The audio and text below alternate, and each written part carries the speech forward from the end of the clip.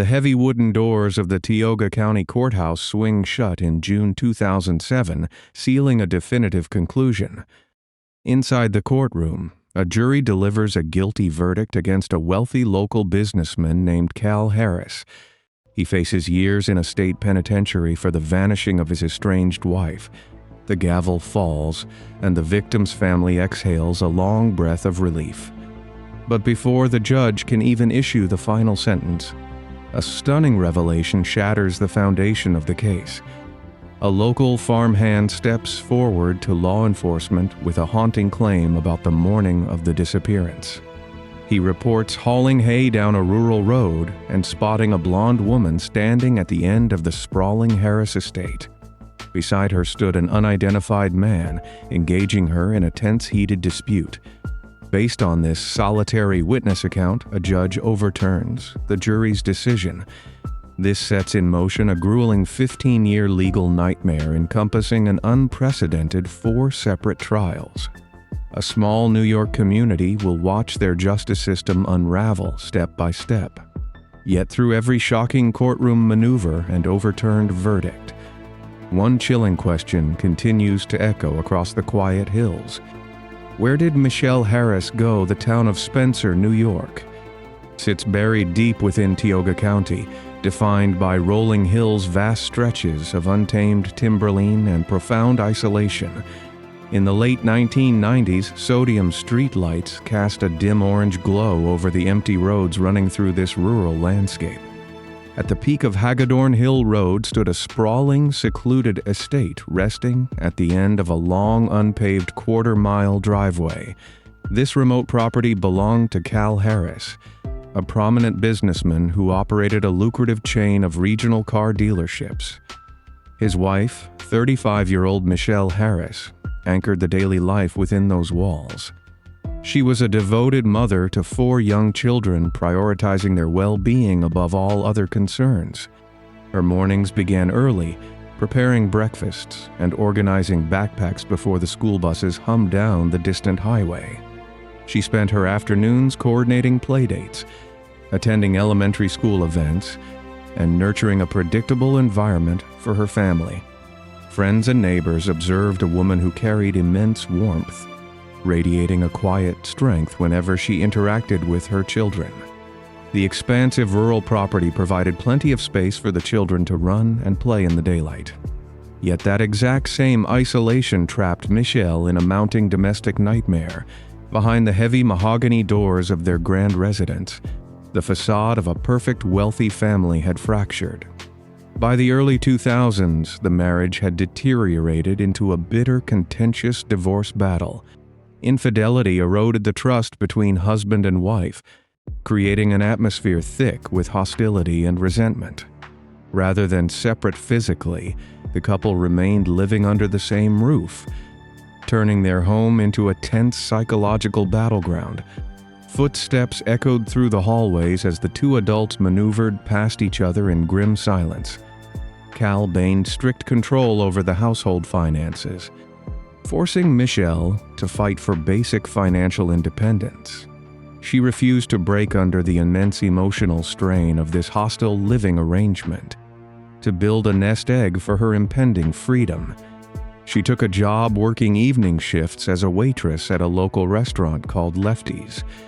She traded the comfort of a wealthy estate for late hours, carrying trays and balancing heavy plates under flickering fluorescent lights.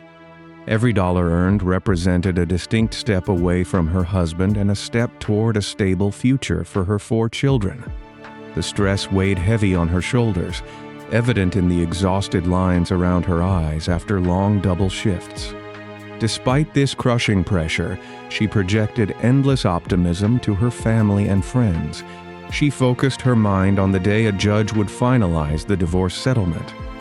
The calendar turned to September 2001, bringing a crisp chill to the upstate New York air.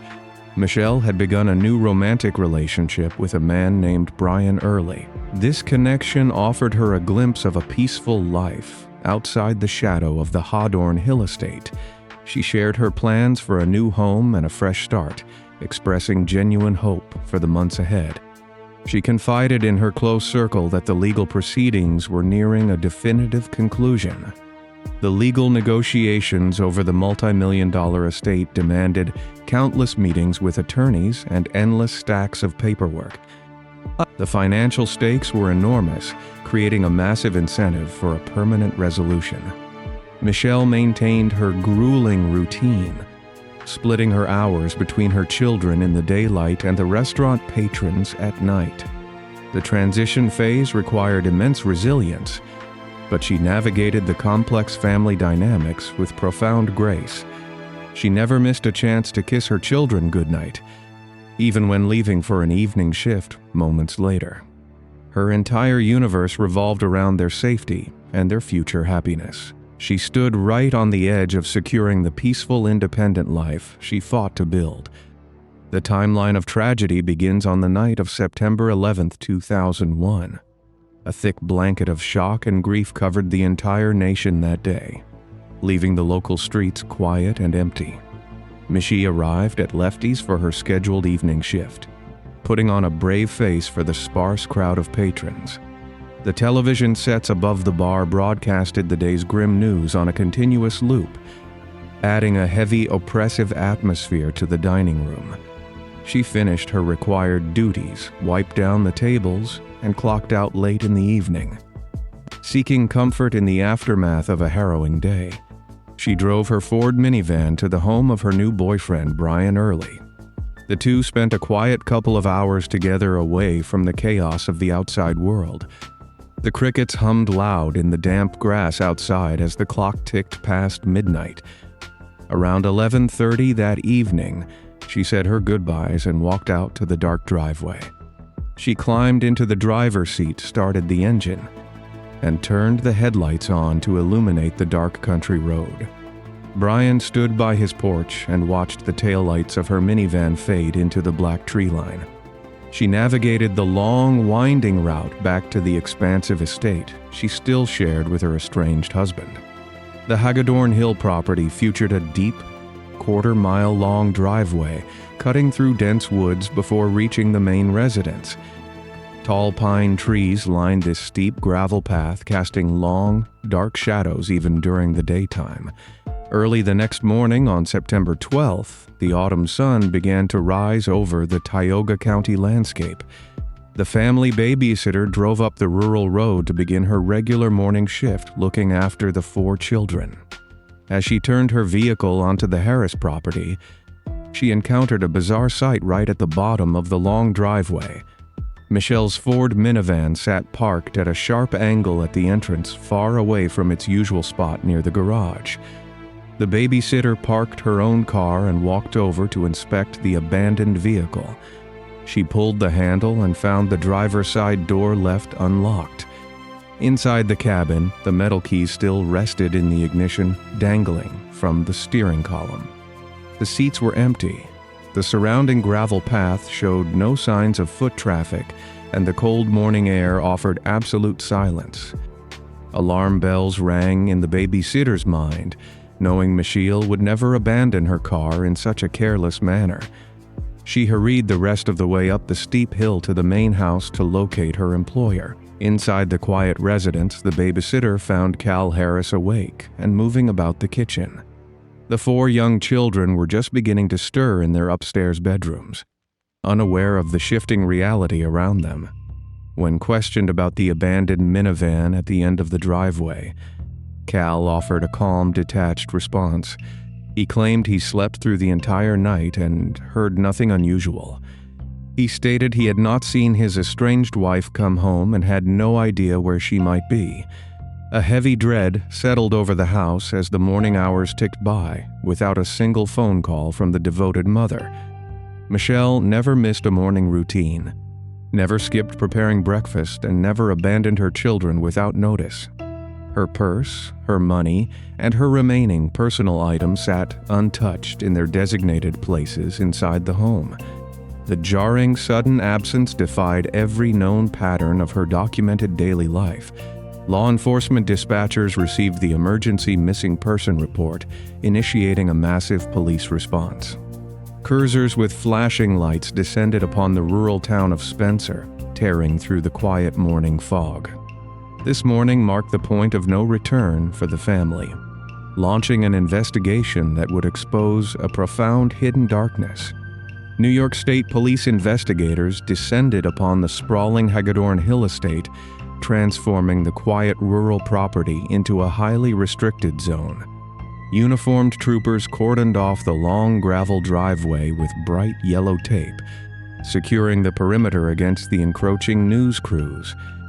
Search teams formed long horizontal lines, walking shoulder to shoulder through the dense timber island surrounding the main residence.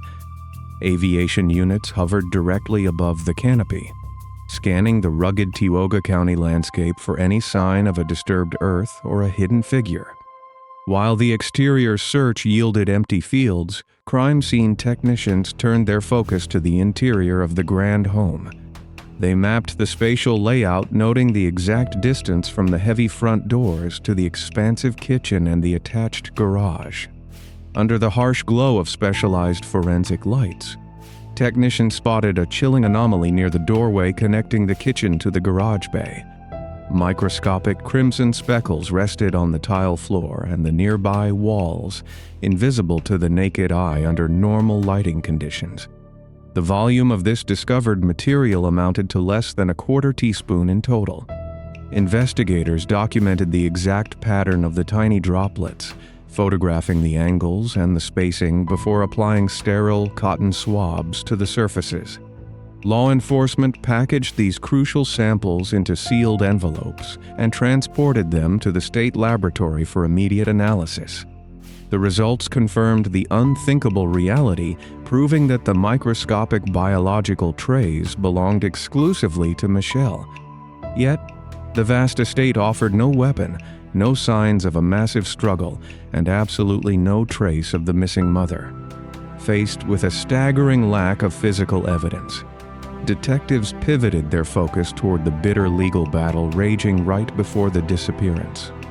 Financial investigators seized boxes of banking records, analyzing the precise terms of the impending divorce settlement between the estranged spouses.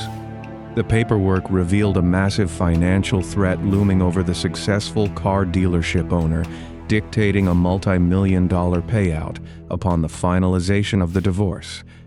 Law enforcement constructed a distinct psychological profile, theorizing that the patriarch calculated a plan to protect his vast fortune from division.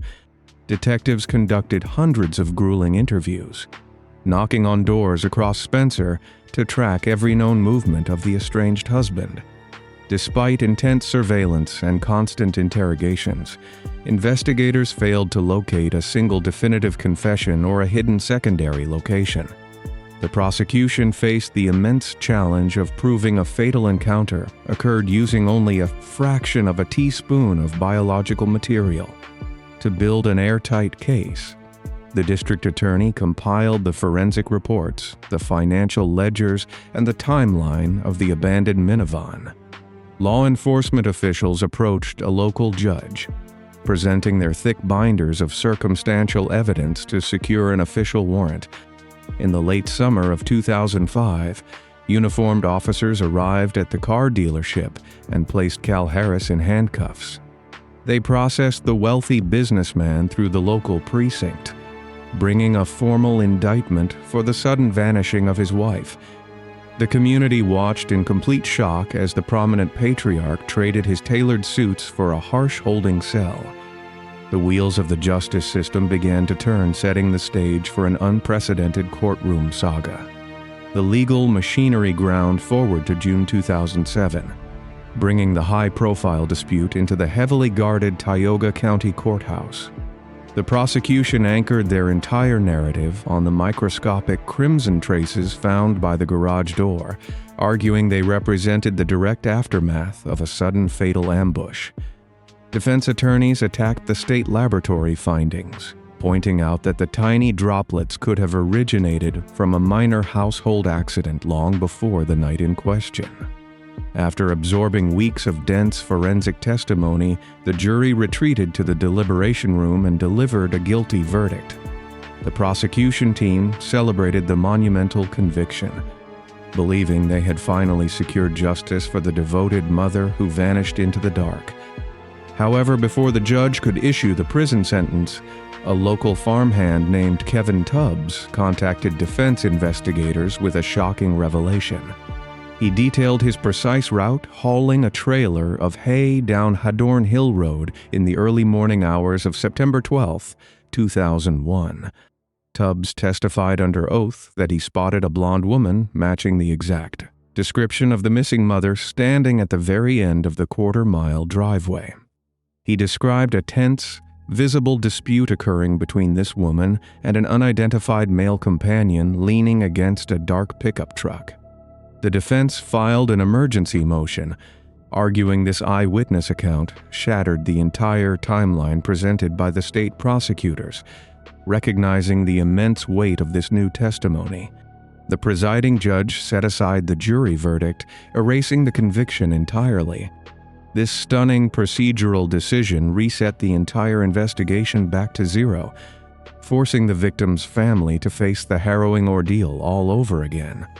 State prosecutors refused to abandon their pursuit, reorganizing their vast boxes of evidence for a second full-scale courtroom battle in 2009. They refined their presentation of the financial motives, calling specialized accountants to the witness stand to detail the exact monetary losses the divorce would have triggered.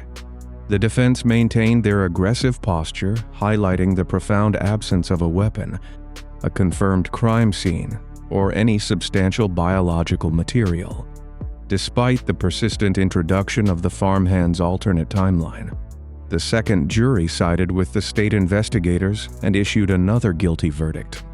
The judge slammed the gavel and ordered the wealthy businessman to be transferred to a maximum security state penitentiary. Cal Harris traded his sprawling rural estate for a concrete cell, beginning a period of incarceration that would last for roughly 3 years. The 4 young children remained entirely separated from both of their parents, living a fractured existence under the care of extended family members. Behind the thick walls of the state facility, the defense team launched a massive appellate campaign targeting severe procedural flaws in the second trial. They scoured the official court transcripts, identifying rigid protocols that the original judge failed to enforce during the intense jury selection process. Defense attorneys argued that one of the impaneled jurors harbored a distinct, documented bias violating the fundamental requirement for an impartial panel. Furthermore, they exposed a critical failure by the trial judge to provide adequate legal instructions regarding the highly complex hearsay testimony presented by the state. These meticulous legal filings bypassed the local jurisdiction, landing directly on the desks of the highest judicial authority in the state. The New York Court of Appeals reviewed the extensive case files in 2012, examining the exact application of courtroom protocols. The appellate judges focused on the documented systemic failures that allowed a deeply flawed proceeding to reach a final verdict. During the initial jury selection, a prospective juror expressed preconceived notions regarding the guilt of the defendant, yet the trial judge failed to dismiss this individual for cause. This specific judicial oversight compromised the integrity of the deliberation process, stripping the defendant of a constitutionally protected right to a fair trial. Additionally, the highest court criticized the inadequate instructions provided to the jury concerning the strict limitations of hearsay evidence used to establish the psychological abuse within the marriage. The appellate panel determined that these combined jurisdictional errors created an insurmountable prejudice, rendering the second conviction invalid. In a sweeping mandate, the appellate court overturned the guilty verdict and ordered the immediate release of the imprisoned patriarch. Prison guards unlocked the heavy steel doors, allowing the wealthy businessman to walk out of the penitentiary and return to his remaining family. This dramatic reversal generated an immense wave of public frustration, highlighting the absurd legal loopholes that continually disrupted the pursuit of a final resolution. The victim's family endured severe emotional whiplash. watching the man they held responsible pack his belongings and leave the prison grounds. The justice system demanded yet another complete presentation of the facts, forcing law enforcement to prepare for an unprecedented third trial. The exhaustive legal saga entered its third iteration in 2015, plunging the exhausted community back into the complex world of forensic debate. Expert witnesses occupied the stand for days, disputing the age, the exact volume, and the directional pattern of the microscopic traces found on the garage floor. The defense launched their most calculated strategy yet, introducing a factual dead end that local law enforcement previously dismissed during the initial chaotic search. They presented the name of a man from Texas named Stacy Stewart, identifying him as a prime alternate suspect in the unresolved disappearance. Defense attorneys connected this individual directly to the farmhand's sworn testimony, arguing that Stewart owned a vehicle perfectly matching the dark pickup truck seen at the end of the long driveway. They dismantled the original police investigation, accusing detectives of developing severe tunnel vision and ignoring massive red flags pointing away from the husband. The courtroom transformed into a theater of reasonable doubt, with the defense pointing to the empty chair where they claimed the true predator belonged. State prosecutors fought desperately to dismantle this alternate theory, reinforcing the original financial motives and the inescapable geographic isolation of the Maine estate. The third jury absorbed the vast sea of contradictory evidence, retreating to a secured room to debate the deeply fractured timeline. After 11 grueling days of intense deliberation, the foreperson handed a note to the bailiff, indicating an irreconcilable deadlock among the panel members. The presiding judge struck the gavel one final time, declaring an official mistrial and leaving the monumental case suspended in legal purgatory. The failure to secure a definitive outcome guaranteed the agonizing ordeal would stretch into a fourth, highly unpredictable courtroom showdown. The declaration of a mistrial sent shockwaves of exhaustion through the ranks of the New York State Police and the local district attorney office. Investigators had dedicated a massive portion of their professional careers to mapping the rural property, analyzing the financial ledgers, and defending their original conclusions. The victim's father and extended family members remained trapped in a perpetual state of agonizing suspense, denied the closure of a permanent verdict. Every single overturned conviction and deadlocked jury amplified the psychological torture inflicted upon those who simply wanted to bring the devoted mother home. The relentless media coverage transformed the small town of Spencer into a permanent spectacle, with news vans constantly idling near the edges of the Hagedorn Hill estate. Defense attorneys capitalized on this overwhelming public fatigue, filing immediate motions to transfer the upcoming legal proceedings far away from the tainted local jury pool.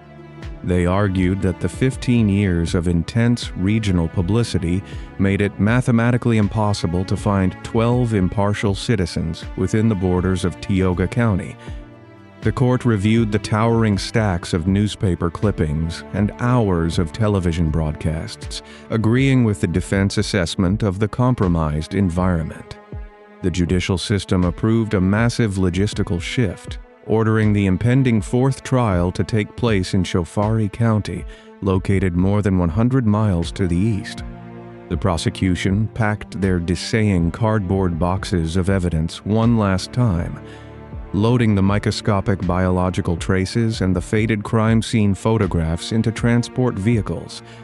The stage was set for the absolute climax of the legal marathon, where the fate of the wealthy patriarch would rest entirely in the hands of a single judge.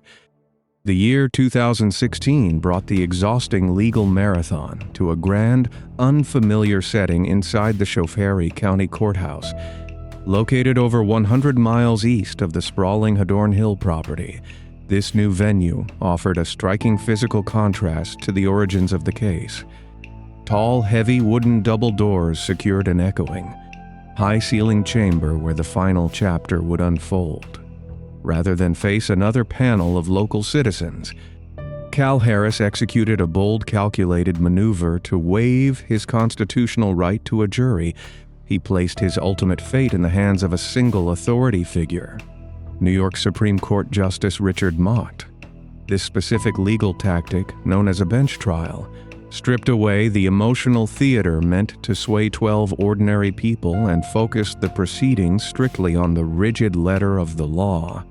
The strategy capitalized on the immense complexity of the preceding 15 years of litigation, betting that a seasoned judge would demand a flawless chain of evidence.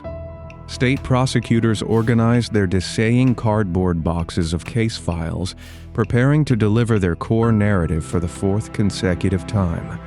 The tension within the gallery became suffocating, filled with reporters, exhausted investigators, and the grieving family members of Michele Harris.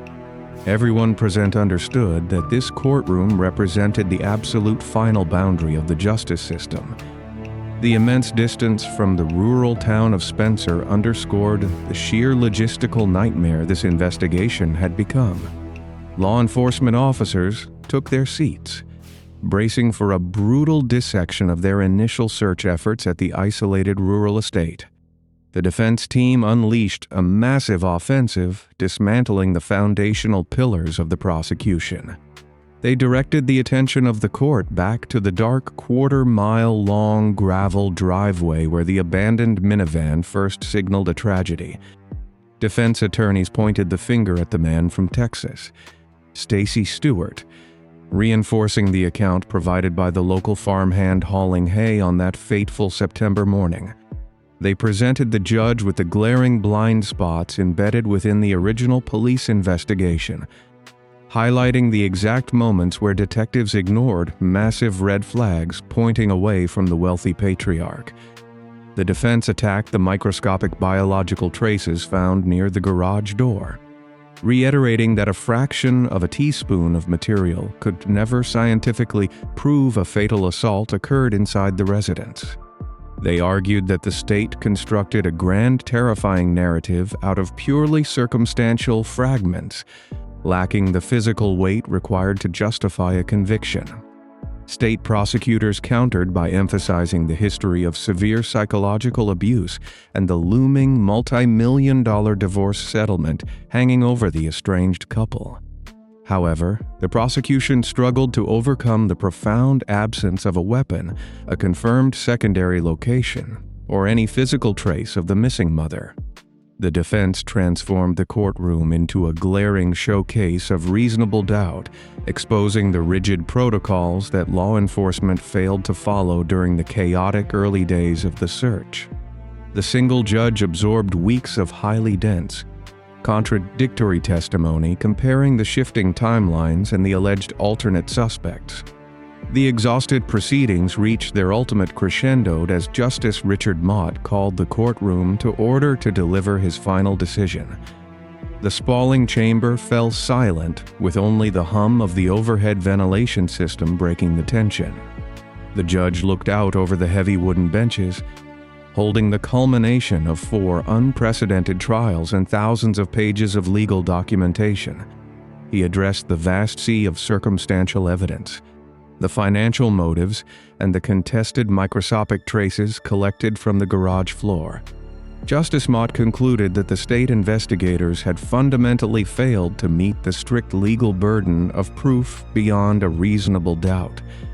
He cited the sheer volume of unpursued leads, the plausible presence of alternate suspects, and the insurmountable lack of definitive physical evidence tying the defendant to a fatal event. With a firm, measured tone, the judge acquitted Cal Harris of all charges, severing the legal chains that had bound the wealthy businessman for over a decade. A wave of profound shock washed over the victim's family as the gavel struck the sounding block with a heavy, final echo. The state prosecutors sat frozen at their table, watching 15 years of relentless investigative work instantly dissolve into a permanent legal defeat. The rigid mechanics of the justice system provided an absolute resolution to the courtroom saga. Yet it offered nothing but a vast, terrifying void regarding the actual fate of the devoted mother. The highest legal authority in the state declared the patriarch innocent in the eyes of the law, finalizing the most expensive and publicized legal battle in recent history. Cal Harris rose from the defense table and walked out of the Chaffee County Courthouse as a free man. He left the heavy wooden double doors behind him, stepping out into the bright daylight of 2016.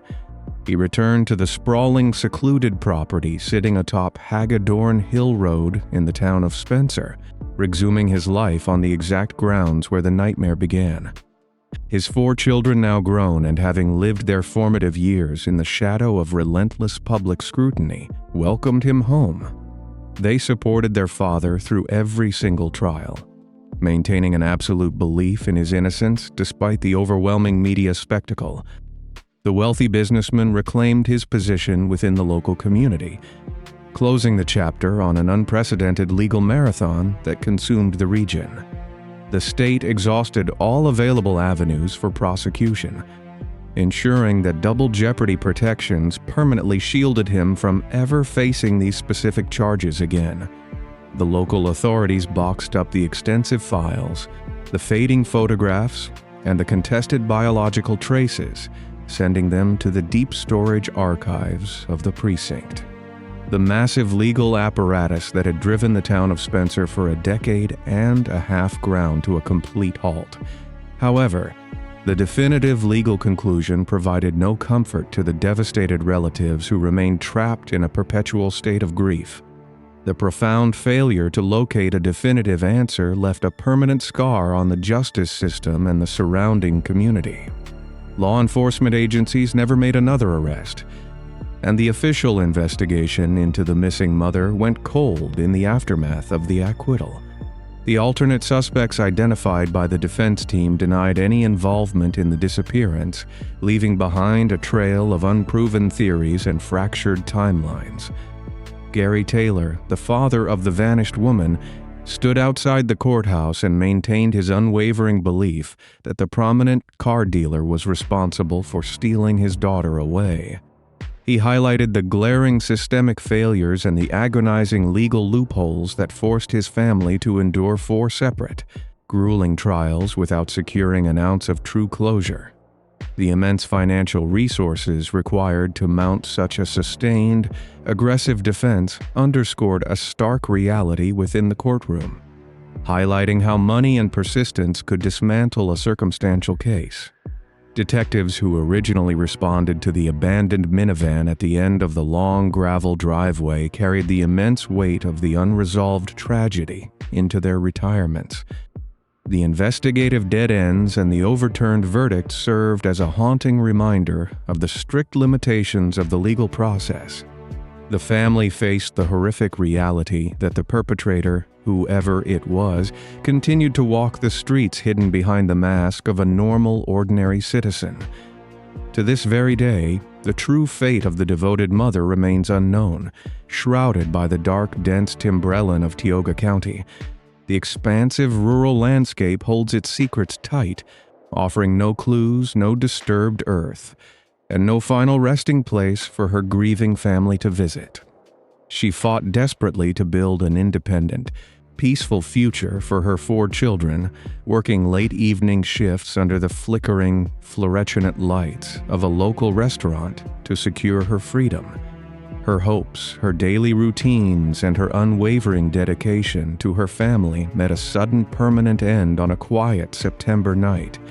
The justice system delivered its final binding verdict. Yet the overarching tragedy remained suspended in an agonizing purgatory of unanswered questions. No monument exists to mark the exact location where she vanished. Only the fading memory of a minivan left at the bottom of a steep, shadowed path. The local community still whispers about the dark driveway, the microscopic teases, and the arrogant facade of the wealthy estate. The complete absence of a resolution leaves a chilling silence, echoing across the rolling hills of upstate New York. The story of Michele Harris stands as a harrowing testament to a system that provided legal finality without ever delivering true justice, ensuring she remains forever missing in the night.